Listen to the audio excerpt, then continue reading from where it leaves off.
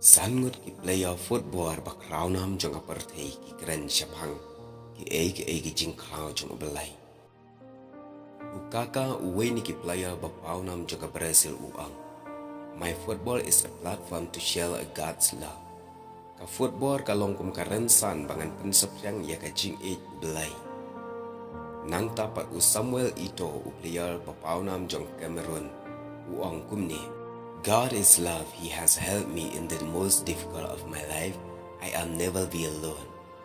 Ubelai ulang ka jing wirap yang ah ki jing jong ka jing jonga bat ngam julang marway. Nang tapat uwe ni ki player bapaunam kari England u Daniel Sturridge uang kumni. I pray before every match and on the pitch for all to see. Without God I am nothing. He is in control of my life and yours.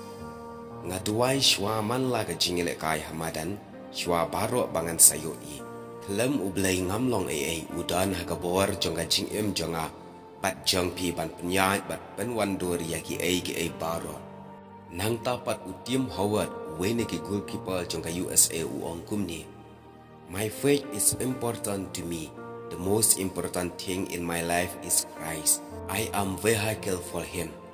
Ka jinget ka badan kam tam hanga kadai ka jing bat upres ngalong kum ka syaka kali naga banta jong nang tapat u David Lewis uwe ni ki player bapaunam kari Brazil uang. Everything belongs to God. He already has everything mapped out. Baro ki jing tau ki long na ublay ula dep drol pa ban penwan dor ya baro te parlo kini ki long ki jing kren ki sangut ki player bapaunam jong ka porthai wat lagi krau kanam Henry ki long ru ki breu ki bom klet yo ublay bat ki aingu yo ublay namar day ublay ubayalam yaki banyalam yaki shakanam berkaburam kabaki ki kop agaching